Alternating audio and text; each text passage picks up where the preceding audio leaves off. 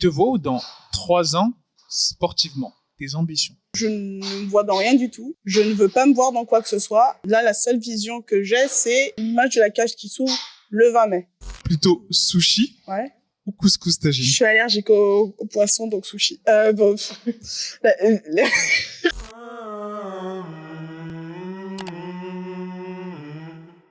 Salut Alex, comment tu vas? Salut Sigma, ça va et toi? Ça va super, ça va super. Alors, je t'explique rapidement le concept de l'avant-combat. 20 questions, ou une vingtaine sur ton parcours, ta carrière, ton futur combat. Et ensuite, un quiz binaire façon combini pour en savoir plus sur tes centres d'intérêt. D'accord. Alors, première question, tout d'abord, où est-ce que tu as grandi? Alors, j'ai grandi, moi, dans le 15e arrondissement. Enfin, faut savoir que je suis née en Angleterre. Et après, avec ma mère, on est revenu en France. Et j'ai grandi dans le 15e. Donc, j'ai fait une partie de ma scolarité dans le 15e. Puis après, je suis allée à Issy-les-Moulineaux. Donc, entre le 15e et Issy-les-Moulineaux. Donc, c'est pour ça que c'est drôle que je combatte au Dôme de Paris, parce que c'est pile au milieu. Dans ta bio Insta, il y a écrit que tu as des origines algériennes et nigérianes. Exact. Riche patrimoine culturel. Est-ce que tu peux nous en dire un peu plus? Alors, ma mère est d'origine algérienne et mon père du Nigeria, et ils se sont rencontrés en Angleterre. D'où le fait que je sois née à Londres. Et donc, c'est cool parce que j'ai la double culture, mais forcément, c'est la France qui m'a donné mon éducation. Donc, je suis fière de combattre pour les couleurs françaises. Question que j'aime souvent poser au début. Quel sport en compétition ou non, de combat ou non, as-tu pratiqué avant le MMA?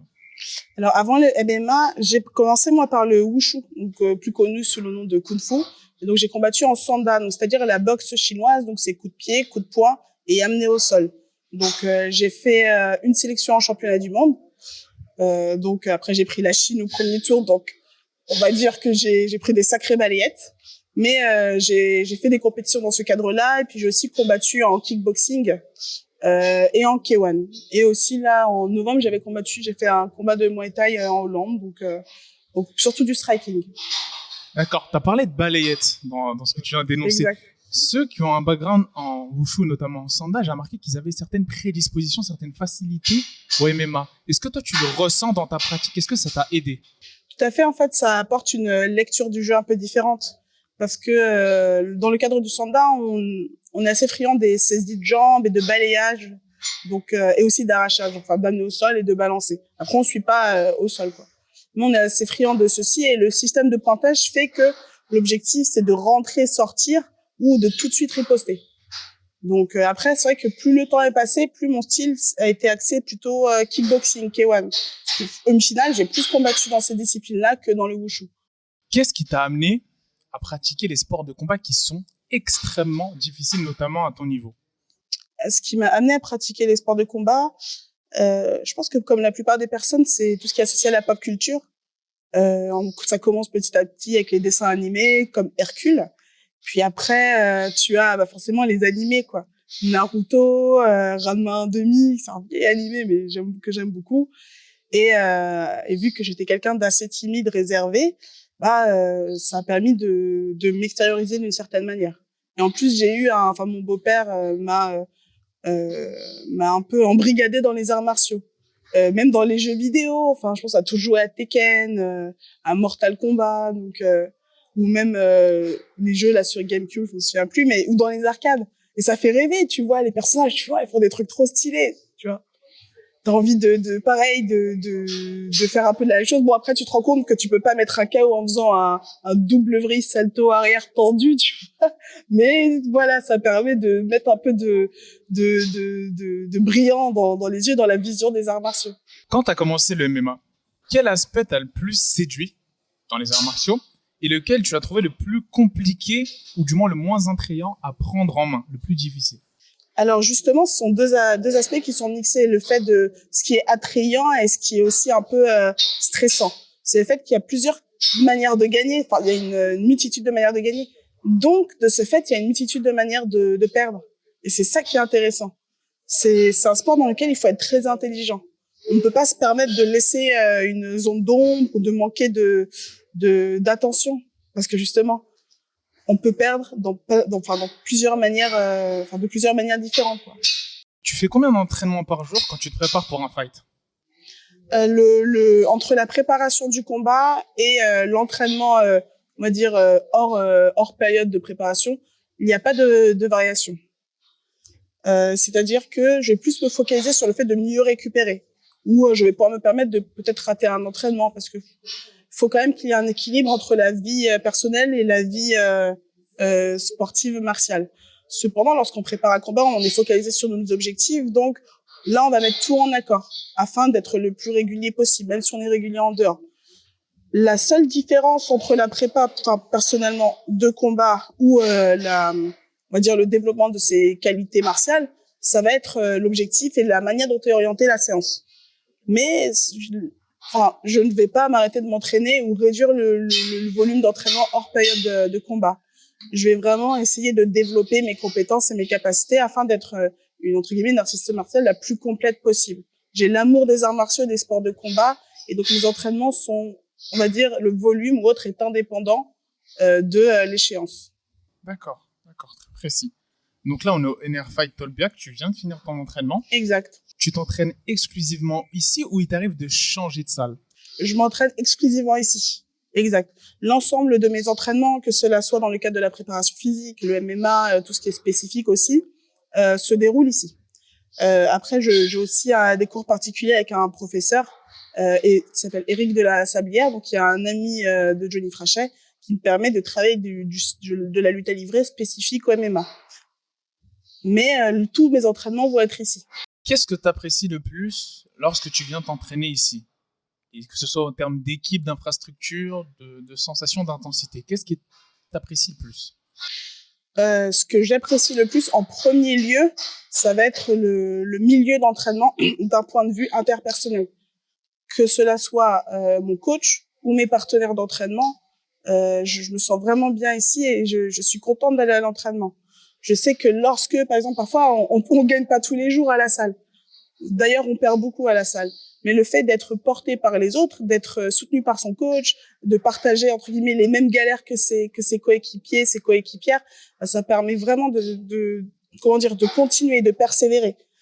Et puis ensuite, forcément, on peut s'entraîner de 6 heures, premier cours 6 heures, jusqu'à 22 heures.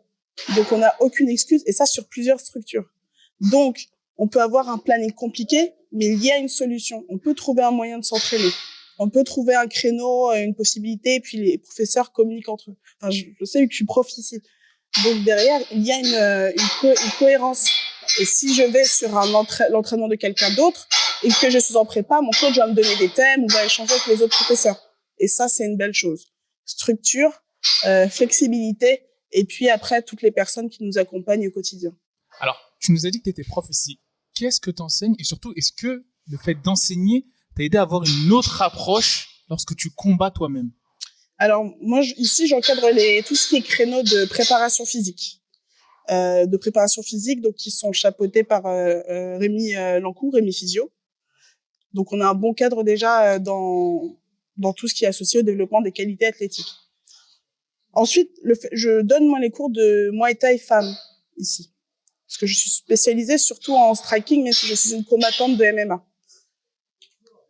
Tout d'abord, j'ai l'impression, c'est bête que je vais dire, mais à chaque fois que je vais donner le cours, je ressors le cœur rempli.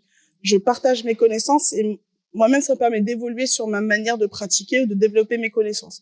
Parce que ces personnes-là vont toutes évoluer de manière différente. Donc, ça me permet déjà, de donner une logique à pourquoi est-ce qu'on fait ceci. Donc, moi, je l'intègre également dans le cadre de ma pratique. Pourquoi je fais ce coup-ci? Pourquoi ce timing-là? Et ensuite, ça permet d'échanger avec différents profils et de trouver des solutions à leurs problématiques dans le cadre de la boxe. Et ça, c'est fascinant. J'avais commencé par enseigner le wushu, suivre les jeunes compétiteurs. Lorsque j'étais blessée, ça m'a permis d'évoluer dans ma pratique. D'accord, excellent.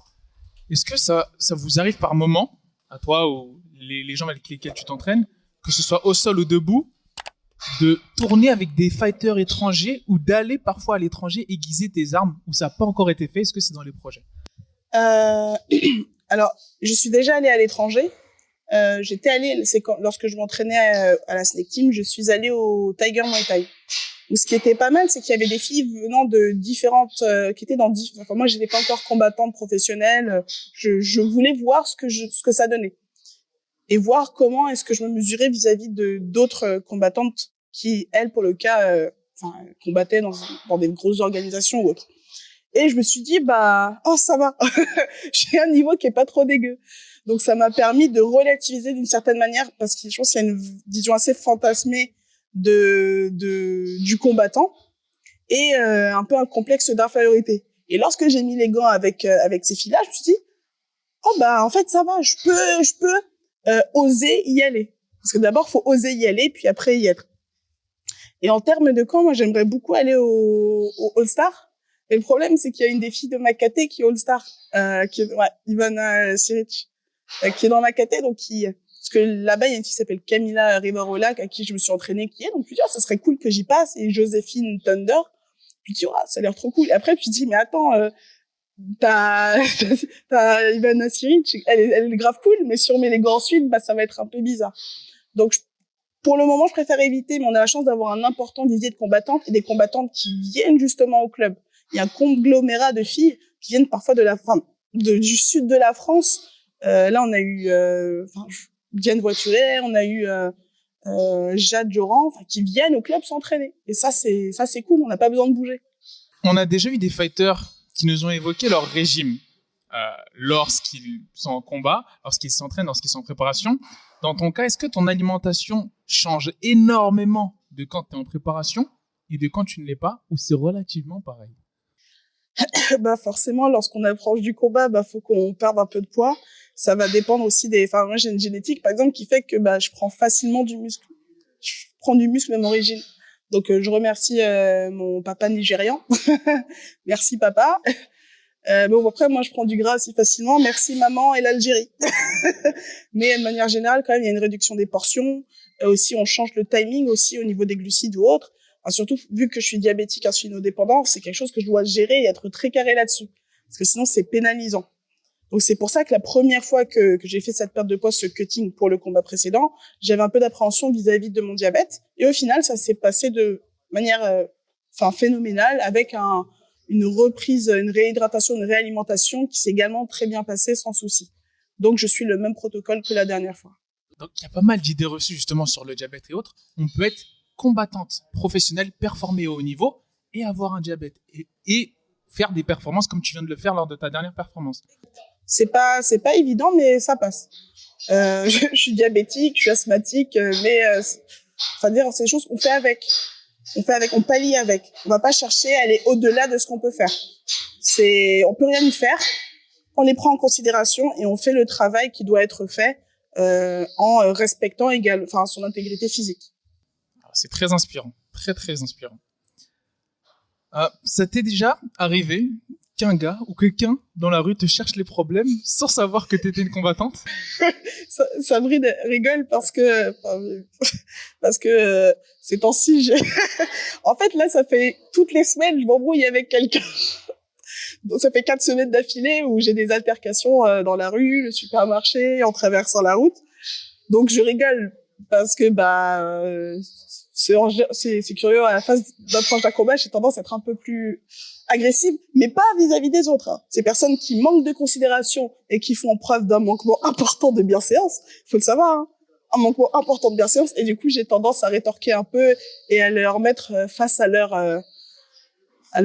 merde, si je peux être grossière. Mais non, sinon ça va, à part ça, il n'y a pas de problème. Ok. Et j'ai oublié de te poser cette question. Oui, dis-moi. Est-ce que tu as toujours voulu être professionnel ou c'est justement venu naturellement quand tu t'es mesuré à ces pros au Tiger Muay Thai ou à autre camp?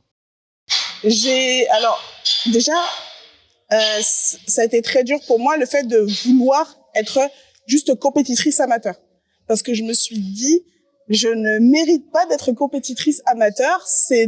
Pour moi, c'était, c'est les compétiteurs. Alors déjà, j'ai passé ce palier, c'est allé.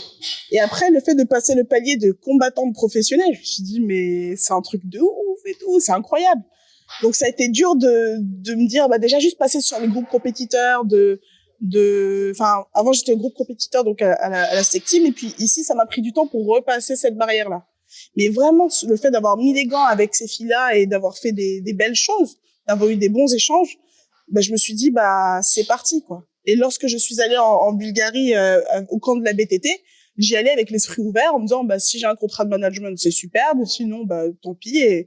Et à la base, je vais commencer par l'amateurisme. Mais au final, on m'a dit Conversation WhatsApp, Ares 3, Alex, tu combats dans 5 semaines.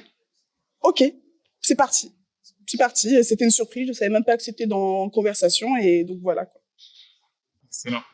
Alors, lors de ta dernière performance à Arès, tu as fait des débuts flamboyants.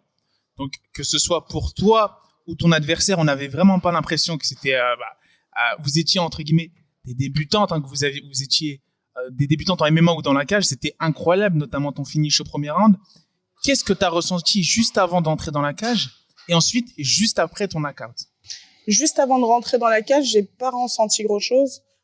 J'avais l'impression d'être comme à la salle de sport. Et vraiment, il n'y avait pas d'émotion appliquée. J'essaye le plus possible de me dire que c'est comme si j'allais faire mes courses. Et ce qui est drôle, c'est que maintenant, apparemment, moi, on cherche des embrouilles quand je fais les courses. Donc, c'est littéralement comme si j'allais faire les courses. Mais voilà, dédramatiser, désacraliser la situation. C'est-à-dire que là, j'ai l'opportunité de faire un des trucs que je kiffe le plus au monde et d'y mettre toute ma force, ce qui n'est pas possible à l'entraînement parce que forcément, on ne va pas blesser ses partenaires d'entraînement. Donc, et puis même, j'ai pas envie de blesser mes partenaires d'entraînement ou de leur faire mal.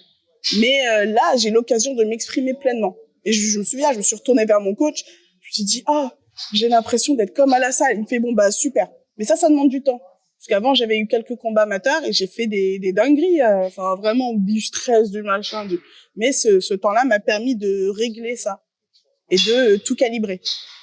Et ensuite, dis-moi quelle était la deuxième partie de question. Juste après ton knockout, qu'est-ce que tu as ressenti? Après le combat? Ah ouais, juste après que t'es stoppé ton adversaire.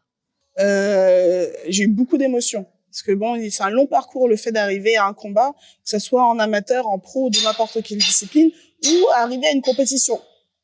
Et j'ai été vraiment, j'ai eu une grosse poussée d'émotions. Enfin, j'ai fondu en larmes, j'ai tellement pleuré que je me suis arrêtée. Je pense que c'est la célébration la moins énervée du monde, quoi. Ta célébration, c'est tu cours. Et après, tu commences à chialer, tu te mets par terre, tu dis ok, j'ai récupéré, je me relève. Et là, deuxième phase d'émotion. Et non, c'était une grosse vague d'émotion. C'est là où je me suis rendu compte de la situation. Pendant, avant, pas d'émotion. Après, oui, c'est là où on peut en profiter, je trouve. D'accord. Même l'environnement. Tu combats du coup l'anglaise Megan Morris, exact. qui elle aussi a réussi ses débuts en MMA avec un finish armbar au premier round. Comment t'appréhendes cette confrontation? J'ai hâte parce que en fait j'ai juste envie de combattre, donc c'est une belle chose. Et puis c'est bête que je vais dire, mais bon, comme tout le monde regarde un peu les pages Instagram, elle a l'air pas mal cool. Donc je me dis, je vais pouvoir combattre une fille qui a l'air cool. Donc j'espère qu'on va kiffer le combat et voilà quoi. Enfin après bien sûr, je vais pas forcément chercher le finish, mais il sera peut-être là, il sera pas là, je ne sais pas. Mais j'ai juste hâte de la rencontrer dans ce cadre-là. D'accord, parce que là tu viens d'évoquer justement le finish. Lors de ton dernier combat, tu as eu bonus, KO of the Night. Tu as eu un finish qu'on voit pas souvent, notamment chez les féminines, on va pas se mentir. C'était très impressionnant, très agressif. Est-ce que là tu viens de dire que c'est pas forcément quelque chose que tu vis, ça vient naturellement au cours du combat? Au cours du combat, il y avait eu déjà un knockdown et je me suis pas hâtée pour finir là parce que je me suis dit on a 3 rounds. Et niveau cardio, je me sens bien. Vraiment, je pourrais pas te décrire les sensations, mais c'était à l'instant présent. Il y avait des ouvertures, j'ai saisi l'opportunité et je sentais qu'il y avait possibilité de finir. Mais je m'attendais pas à ce qu'elle tombe. Mais quand elle est tombée, je savais que c'était fini. J'ai pas insisté à la suivre au sol. Je savais que c'était fini. Là, on va faire un petit travail de visualisation que je fais avec chaque combattant, combattante que j'amène sur le podcast. Alors, fais attention, ça va aller très vite. Hein. Ok. Tu es championne Ares. Ok. Puis championne de l'UFC. Ok. Est-ce que unifier avec des championnes d'autres organisations, comme ça se fait beaucoup en boxe anglaise, t'intéresserait? Oui. Au One, en Muay Thai, petit gant. Ouh. Ouais. Ok, là c'est intéressant. Là c'est très très intéressant. Ouais. Aurais-tu un conseil pour les femmes et les hommes, mais surtout les femmes, qui veulent se lancer dans les sports de combat, mais qui n'ont pas forcément d'entourage pour les conseiller, et du coup ont peut-être peur d'en pratiquer, qui voient le MMA comme un sport de gros, macho, agressif? Le conseil que je donne, c'est ne cherchez pas à être en forme pour commencer. L'objectif, c'est vraiment d'avoir un bon cadre, donc d'avoir un professeur qui saura vous accompagner et qui saura adapter. À partir de là, à partir du moment où le cadre est bon, que vous soyez en surpoids, pas de cardio ou autre, ça, on s'en fiche. L'objectif, c'est que le plus dur, c'est de passer le pas de la porte. C'est très, très dur parce qu'on a l'impression que tout le monde nous regarde. Mais non, tout le monde est concentré sur ce qu'il va faire. L'objectif, tu passes le pas de la porte. C'est déjà un premier pas. C'est pas évident. Tout le monde peut pas le faire. Tu passes le pas de la porte et après, tu te laisses porter, tu t'écoutes et n'hésite pas à communiquer avec le prof. Tu vas pas l'embêter. Le rôle du professeur, c'est d'être là pour t'accompagner. Et il faut pas être en forme pour commencer. Tu galéreras au début, mais après, tu vas galérer de la même manière parce que tu vas monter en intensité. Tout le monde galère tout le temps. Il y a pas, tu sois débutant, non, on galère tout le temps. Mais c'est ça qui est intéressant, c'est de repousser cette barrière de la galère d'une certaine manière. Excellent conseil. Peux-tu te définir en un mot? Et prends ton temps, ne t'inquiète pas. En un mot, c'est plus facile avec 3, je sais, mais moi j'aime bien dire un seul. Mot. Un seul. Déconnecté. Déconnecté. Ouais. En fait, parfois, je pense que je pense trop et je pense tout le temps, ce qui fait que je vais pas tout le temps être ancré dans le présent. Ou lorsque je vais être ancré dans le présent, je vais sortir quelque chose qui est associé à une réflexion et qui va sonner très bizarre, très curieux. Mais je dirais déconnecté. Mais concentré sur déconnecté, mais vers des points, je sais pas, c'est le mot qui me vient à l'esprit. En plus, je suis un peu, je vais pas dire excentrique, parce que voilà quoi, mais j'aime bien rigoler, j'ai mon univers, et je suis bien dans mon univers. Et je suis bien aussi le fait de, j'aime bien partager mon univers, parce que je me tape des barres dedans, donc autant que d'autres personnes se tapent des barres avec moi dedans, quoi. Ça peut être pas mal. Tout à fait d'accord avec toi. Déconnecté. Tu te vois où dans 3 ans sportivement, tes ambitions? Dans 3 ans, vraiment, je ne me vois dans rien du tout. Je ne veux pas me voir dans quoi que ce soit. Là, la seule vision que j'ai, c'est l'image de la cage qui s'ouvre le 20 mai. Tout ce qui est les objectifs à 3 ans, il y a certes des objectifs en tête, je les ai partagés avec mon manager, avec mon coach, mais ensuite, une fois que c'est partagé, on va aller dans ce sens-là, mais on ne sait pas ce qui va se passer en cours de route. Donc peut-être que mes objectifs ou mes aspirations vont changer, peut-être que ça va se concrétiser, qu'il y aura des problèmes en cours de route ou autre, on ne sait pas. Donc la seule vision que j'ai, c'est dans 2 semaines. Tout ce que je sais, c'est que dès que je rentre, je vais faire la sieste et c'est déjà une vision qui me plaît assez bien. Voilà. Une combattante ou un combattant qui t'a inspiré à tes débuts dans les sports de combat? Un combattant qui m'inspirait, je dirais mon premier professeur de Wushu, Daniel Héroin, qui m'a amené une vision assez large des arts martiaux et qui m'a donné toute mon éducation martiale et une partie de mon éducation tout court également. C'est vraiment lui qui m'a épaulé dans mon parcours et qui m'a donné les clés afin de pouvoir partir sur quelque chose. On ne savait pas ce que ça allait être à ce moment-là. Et c'est ça qui a pavé mon quotidien, qui a pavé aussi mon métier actuel. Je suis coach, je suis professeur et combattante. Donc, c'est être Daniel Héroin. Exact. Le combattant ou la combattante, à l'heure actuelle aujourd'hui, dans le monde pro, qui t'impressionne le plus? Tu peux en donner plusieurs. Qui m'impressionne ou mon favori? Parce que c'est pas la même chose. Ton favori? Ah, Tony Ferguson. Tony Ferguson. Parce qu'il est un peu particulier, un peu foufou, et j'adore c'est sauvage lorsqu'il combat. Il y a des coups, il y a du sang, ça part dans tous les sens, il encaisse. Moi, j'aimerais bien moins prendre de coups, mais il encaisse et il donne de sa personne, et on sent qu'il aime combattre, et ça, c'est vraiment mon combattant préféré, quoi. À chaque fois qu'il est dans la cage, en même temps, c'est impressionnant, si on va pas se mentir. C'est vrai, ouais. C'est vrai. Alors là, on peut passer au quiz, donc binaire, pour en savoir plus sur tes centres d'intérêt. Alors, plutôt Naruto ou One Piece? Naruto. Plutôt Juliana Pena, ou Kayla Harrison? Juliana Peña pour sa persévérance. Plutôt Prime Israel Adesanya ou Prime Anderson Silva? Prime Anderson Silva. En Kawan, l'époque Kawan, plutôt Prime Alistair Overeem ou Prime Badr Hari? Badr Hari.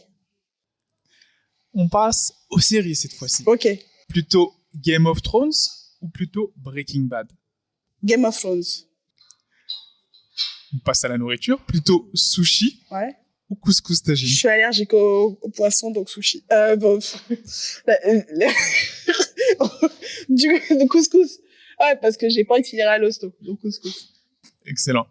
Plutôt fondant au chocolat ou tarte au citron meringue? Alors, tu as pensé que je me moque de toi, je suis allergique au chocolat, donc tarte au citron. Oh là là, Je suis mais désolée. Oh, quelle difficulté, quelle difficulté. À la sèche, ça doit être, ça te facilite, hein. T'inquiète pas, je trouve des moyens. Plutôt victoire par high kick KO ou étranglement en triangle? Étranglement en triangle. Plutôt Daft Punk ou Destiny's Child? On peut pas faire un mash-up? Genre un remix entre les deux et tout? Destiny's Child. Ok. En termes d'esthétisme, plutôt l'ancienne ceinture de l'UFC ou la nouvelle ceinture de l'UFC? La nouvelle. Parce que tu rajoutes des rubis dessus. C'est vrai. C'est pour ça. Et enfin, dernière question, plutôt film Disney ou film d'horreur? Film d'horreur. Ah ouais, direct. Film d'horreur. Ok, bah écoute, on a terminé. C'était un Merci magnifique beaucoup, avant-combat. Sigma. On te souhaite un excellent combat et un gros courage à ton combat au Dôme de Paris le 20 mai à Arès. Et sur ce, on te remercie. Merci. Give me 5, give me 10, call me daddy.